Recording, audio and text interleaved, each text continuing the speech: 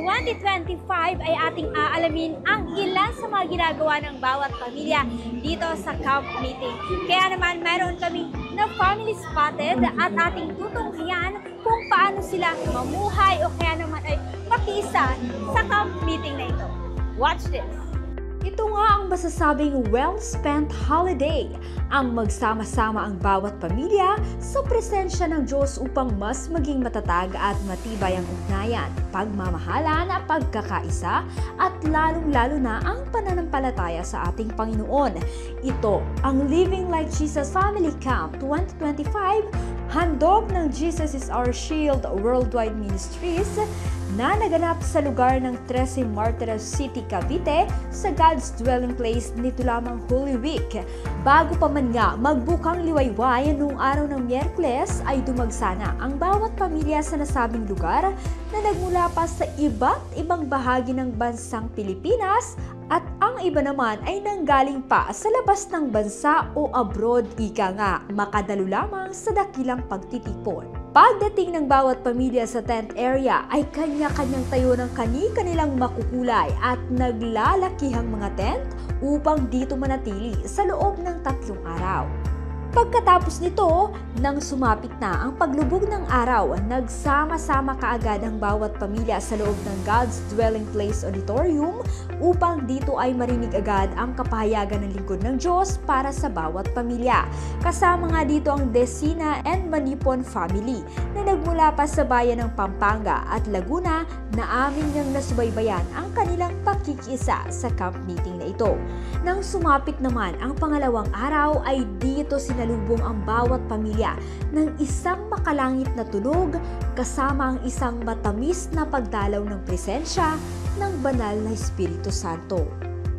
Kasama na nga dito ang Manipon at Desina family na sinalubong ang umaga na sama-samang nananalangin sa ating Panginoon.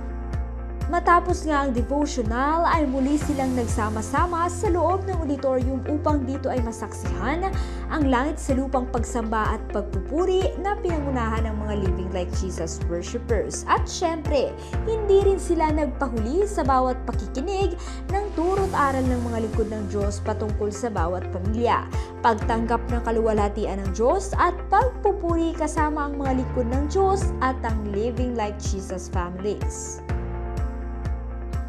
Tuwang-tuwa kami at nagagalak ang aming puso na kaming buong pamilya ay nakarating sa Family Camp 2025. Kaya maraming salamat po sa buhay po ng tatay na patuloy po na nag-encourage po sa isang pamilya na saan maging matatag pa po ang pagsasama po ng pamilya. Alam niyo po talagang kakaiba pagka uma-attend at dumalo, nag-join, nakikiisa ka talaga ng family camp ng Jesus is Our Shield Worldwide Ministries. Marami po kaming natutunan. Isang napakahalagang experience na hindi namin makakalimutan. Ito babaunin hanggang sa pag-uwi namin, hanggang sa mga sunod pang mga taon.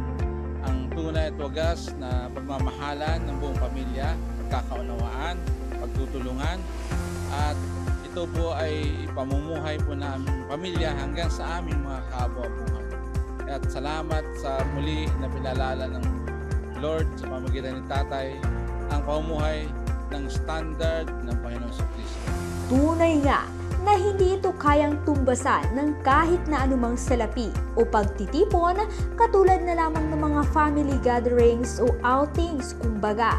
Kaya dito sa camp meeting na ito ay hindi mo lamang makakasama ang iyong buong pamilya kundi ang Diyos mismo na siyang magpapanatili ng pagkakabuklod ng bawat pamilya at magdadala sa pamumuhay ayon sa kanyang pamantayan. Hanggang dito na lang po muna ang ating Living Like Jesus Family Camp 2025 experience. Hanggang sa muli, ito si Glyza Bariso para sa Victorious News. Walang kinikilingan, walang halong sinungalingan, pawang kaligtasan lang.